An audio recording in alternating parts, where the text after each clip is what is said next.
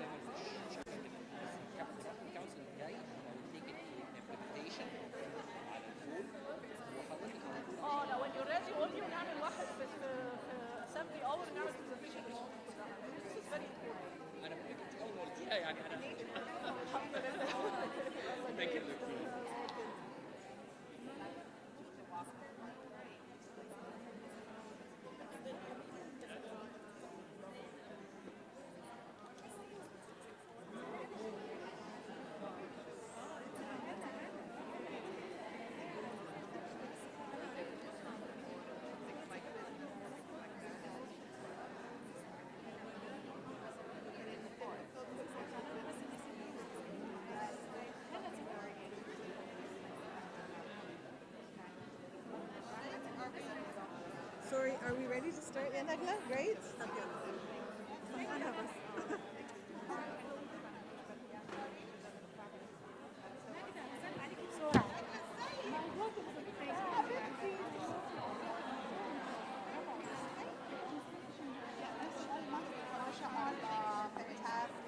Which unit is she in? Excellent.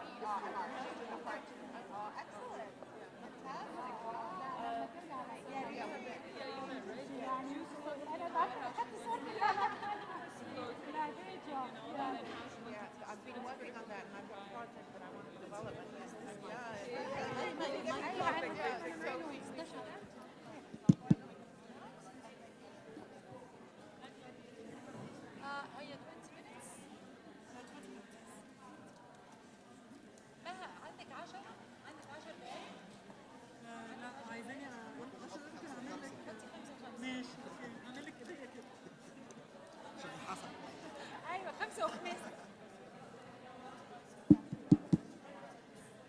هو ده؟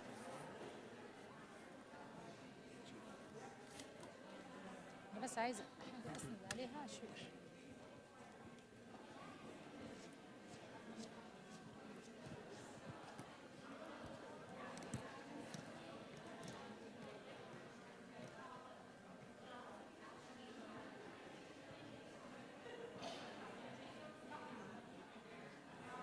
Hello? Hi, everybody. I've been asked to assemble everybody again. So could you please take your seats?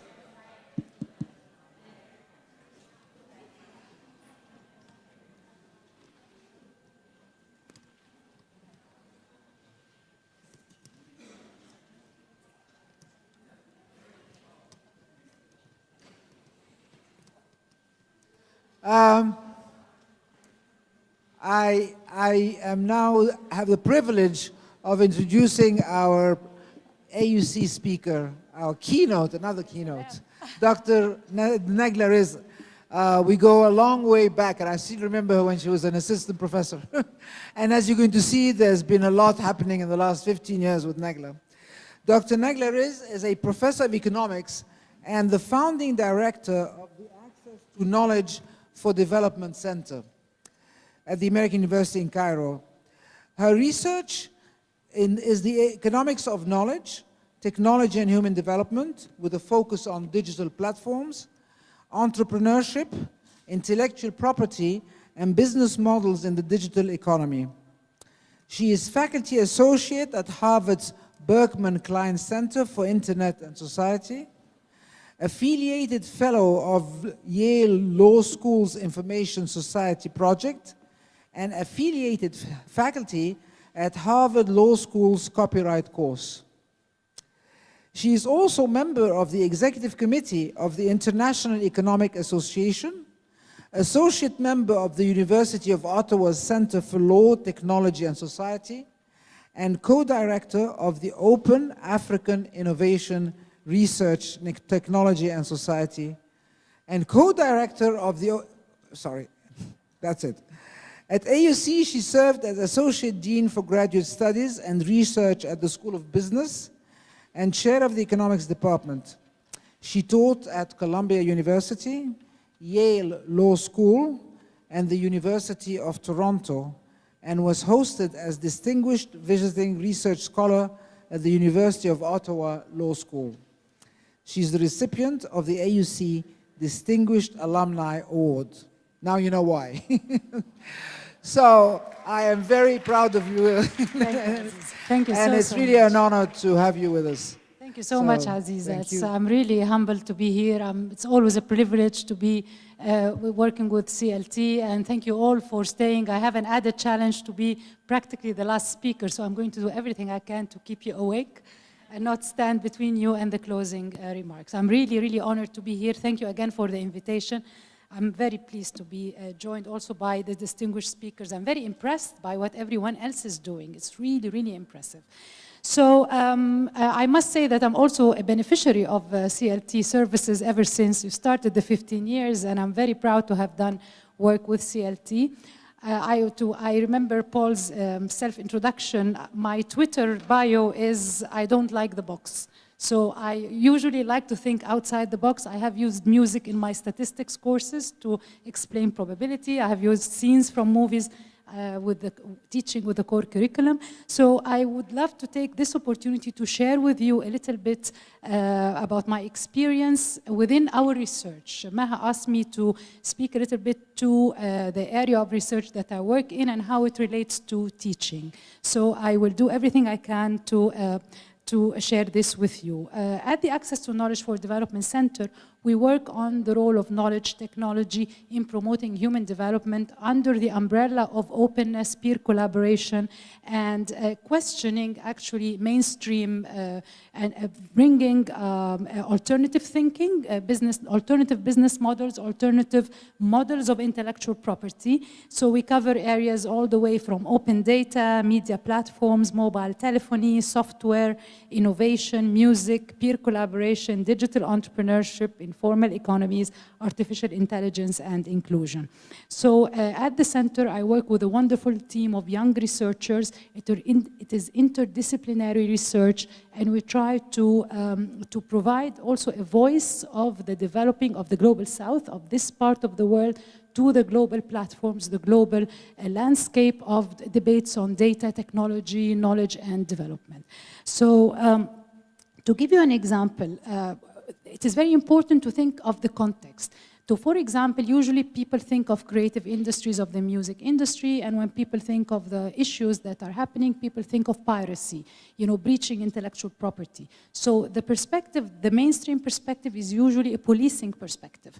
The way we look at it differently. We try to see what is happening on the ground. We work on evidence-based research to inform policy, to change the copyright law, to look at what is it that musicians want, what is it that music consumers want, for example, and try to find the middle ground. I saw that Paul's presentation was Creative Commons licenses. That's exactly the kind of thing that we work with, the openness of knowledge, the sharing of knowledge. I have other examples that I will bring shortly. But let me take you back a few years back and give you a story. I was asked to sit on the Doha Debates, the BBC aired Doha Debates that was aired, actually the episode in January 2011, the first week of January 2011. And I was asked to sit on a debate over the motion, education is worthless without freedom of expression.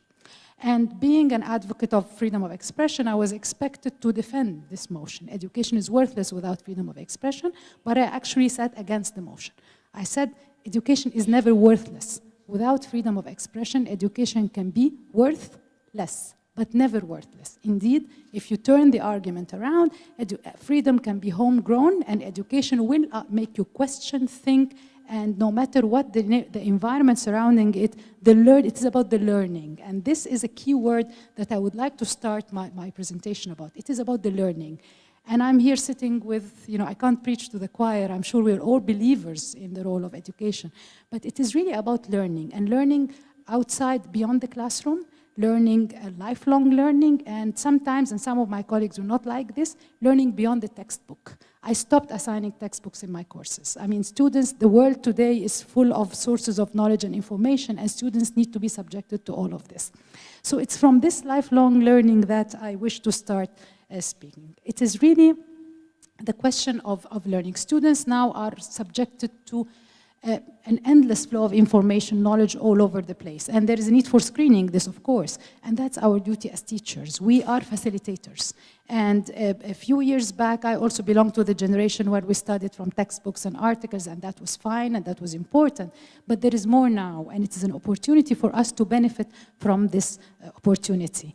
I don't want to be a technological determinist. It's not, the digital technologies enable that. Digital technologies today provide us ample sources of information, ample sources of knowledge. If we, when I talk about, I teach a course called the Digital Economy, and it's a course that I created, put together in the curriculum for the first time in 2003 at AUC. And it's precisely like the speaker, the gentleman who was here earlier, I'm sorry, I forgot the name, but he was talking about students going to class, learning about certain topics, and then stepping out and doing something totally different. For me, students, even at that time, had mobile phones. They were going surfing the internet, and our curriculum did not include that. So it was very important to have them study that and to think, you know what, learning and courses do not have to be, something monotonous coming top down. It can be something that you engage with. So, and you can imagine the content of the digital economy course, which I teach until today, changes every semester. And a good part of this is what students do as their own research. This semester, I'm actually offering it as a community-based learning. So not only do students have to do their research and on a topic that relates to them. It can be the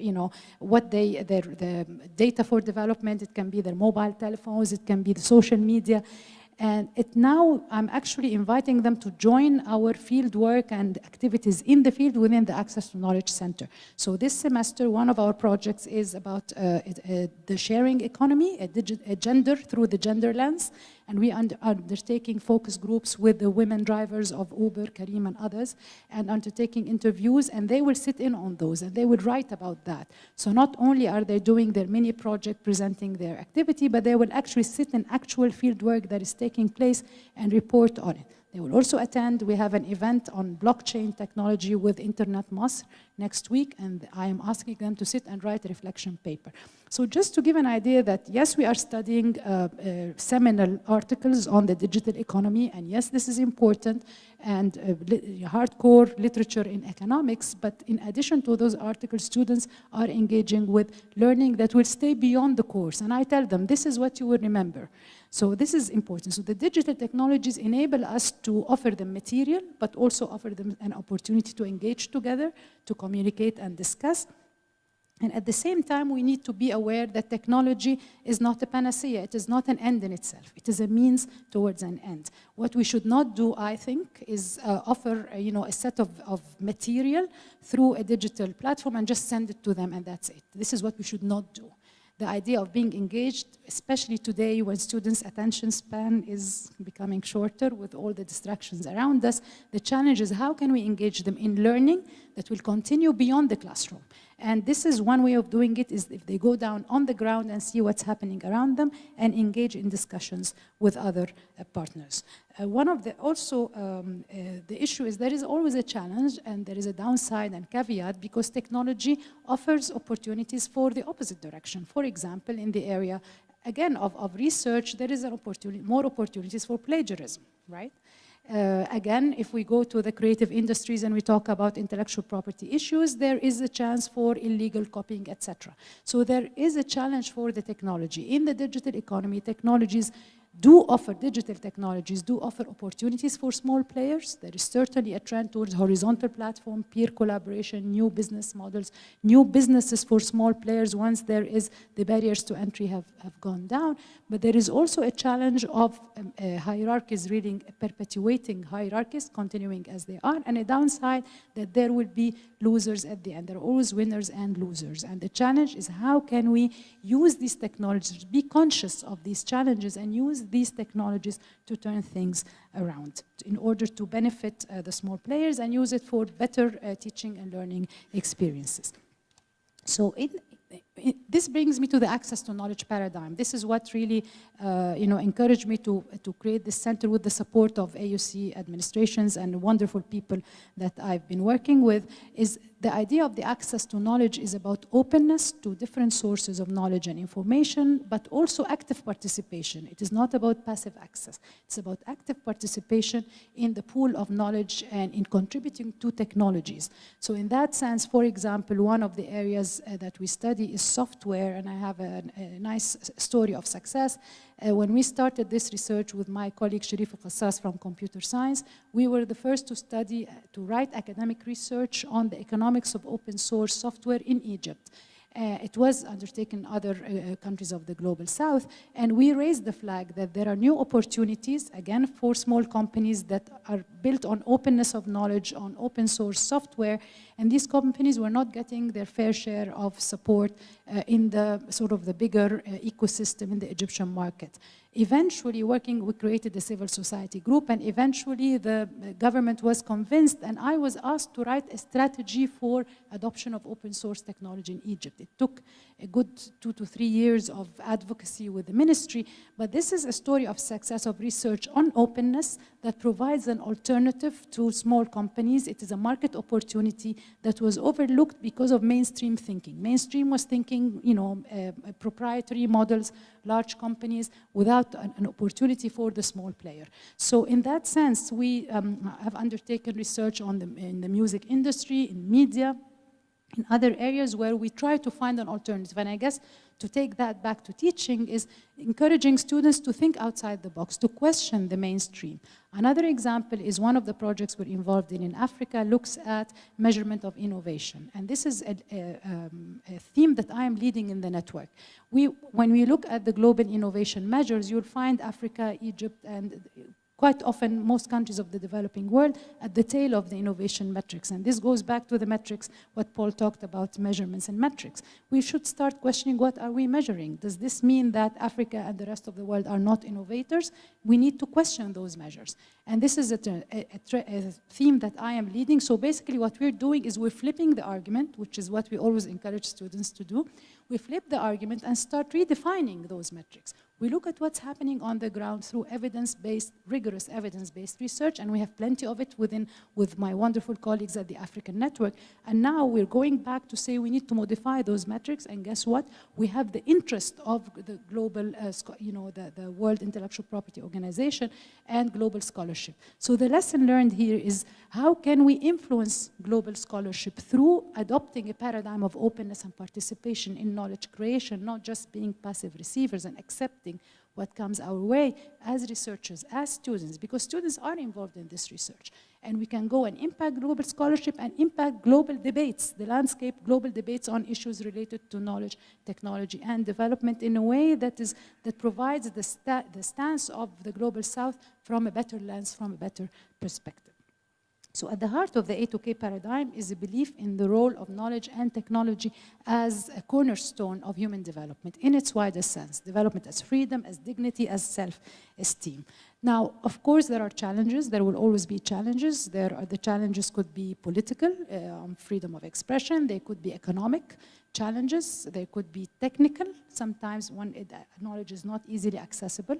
And it can actually be cultural and the commonly known digital divide when there are inequalities in the access to knowledge and technology, which translates naturally to inequality in contribution as well. So it becomes not a vicious circle at the other end. So really, one of the projects that we are engaging with as well is open data for development. And we have worked with Professor Doris. We have done very good work at AUC with the students. How can we work with data for development? How can we layer data? I think the discussion of data came early. And look at data biases. How can we look at data through a gender lens, for example? All this is around us. The challenge is how can we best use these materials, these knowledge materials, to come up with policy-related implications and conclusions to impact global policy, but also to impact global scholarship. This is important. We have a wealth of scholarship that can come from the region with evidence on the ground that challenges mainstream, accepts or challenges. We have to at least research and see what fits and what doesn't. Context matters, and it's important to be providing this research. I'm very proud that we are part of these global networks because of the work that we do. We have become the go-to place because we do this work and we take this stance. To give you another example, we were invited to join an initiative on artificial intelligence and inclusion. And when you first see artificial intelligence, it's a little bit, you think technology, but it is about inclusion. And when I gave a keynote, I was part of the keynote panel on this in a global conference recently, I actually found that the debates, when I did my homework and I studied like a good student, I found that the issues are exactly the same issues that came around with information and communication technologies and the digital economy. That technology can be a factor leading to widening the developmental divide, with the haves, the technology haves actually using it to a virtuous circle, and those left behind not able to catch up. It's the same thing with artificial intelligence, because you can actually have a widening of the global divide, but if you are conscious, you can turn things around. The whole argument of ICT for the information communication technology for development. How can we use these technologies if we are aware of their potential to use them properly, while being aware that you are not really creating a situation of global inequalities. The same thing with artificial intelligence, with the awareness that context matters. We cannot take ready-made assumptions and conclusions and adopt them and take them for granted, and then we would not be surprised to come at the tail of the innovation indices. We have to think, turn things around. So how this relates to teaching is actually sort of studying and researching with an objective eye that looks at matters and not accepting things and not necessarily taking things for granted. Students are engaged in this. I teach this course on the digital economy, and I teach another course called Copyright X, which is a networked course with the Harvard Copyright X course with Harvard Law School, but with other satellite courses in other universities all around the world. And it's a great opportunity for students to engage with other students. Our material, our research on African innovation, on copyright in the Arab world is part of the depository. We create case studies, we write case studies from our part of the world. It's part of the depository with Harvard. So we try to use this openness paradigm, make use of the digital technologies to offer our content, to get our students to access global content and actually be part of the global discussion. It's very important. So in that sense, we have a number of projects, open data for development, innovation. I mentioned open source. I think in the end, it is about how can we adopt a paradigm of openness and be self-confident that we can be part of the global pool of knowledge. We can contribute to the global pool of knowledge from our perspective. And in that sense, I guess, for me, what I've tried to do in the few minutes that I have with you is explain a little bit how, for me, it is about learning, and I look at these issues about A2K and A2K for development, about lifelong learning for students using the digital technologies from the paradigm of openness and being very aware of how context matters and how issues mean different things in different parts of the world, and we need to go in and provide our content, clear our data from the biases, and present our own perspective on matters using, of course, rigorous teaching and researching methods. I guess at the end of the day, what I hope for students in doing this and in being part of this exercise And for me as a teacher is that students remember this beyond the course. And for me, this is the most important thing. Nothing is more rewarding, and I'm sure you know, when you meet a student years later and they tell you how this really made a difference in their lives and how they remember this incident or that, especially if it's a student who did not get a good grade. That's even an added benefit. So I hope in those few minutes I've shared with you a few ideas, and I'm very happy to take questions. Thank you very much.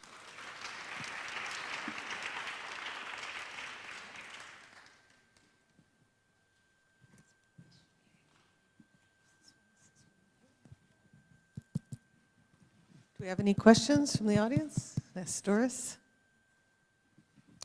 Thank you, Dr. Nagla, for that very timely and wonderful talk. A major takeaway for me is your emphasis on our being able to be participants actively in the global discussion and building knowledge. How can we better convey to our students that their active participation in global knowledge development and global knowledge participation can add to their long-term learning and to be knowledge producers? How can we actually convey this to our students? That's a great, is it working? Is it working? Yeah. That's a great question, actually. I would start perhaps by joining them with networks of other student discussions. So I'm very happy to share with you what we had with the Copyright X course. Unfortunately, the global discussions did not continue. I presume it was too much administrative weight on Harvard, but we have a depository of materials, and we have the previous, I'm teaching the course this semester for the 5th time. So we have depository of materials that they can have access to. But I think one of the things that we used to do many years ago, and Aziza and Maha will remember for sure, we used to have these video conferences with students in other universities. And this was also, once they start connecting with other students and have access to those materials, I think this would be a first step. This is what I can think from the top of my head now, is if they can at least have discussions with other students, I think this would work very well. I know that Abdelaziz Az Al-Arab used to teach a full course in parallel with students in the US. We have had, after 2011, after January 25, a global video conference with Qatar Education City. Universities there were very eager to talk to our students, and we did actually arrange a video conference, and we still have a video of that, by the way. This is a first step. When they talk to other students, they can relate to what's happening around them, and then this would, I think, would be a starting point, and I can think of other ways, and I'm very happy to think and continue the conversation. Thank you. Any other questions?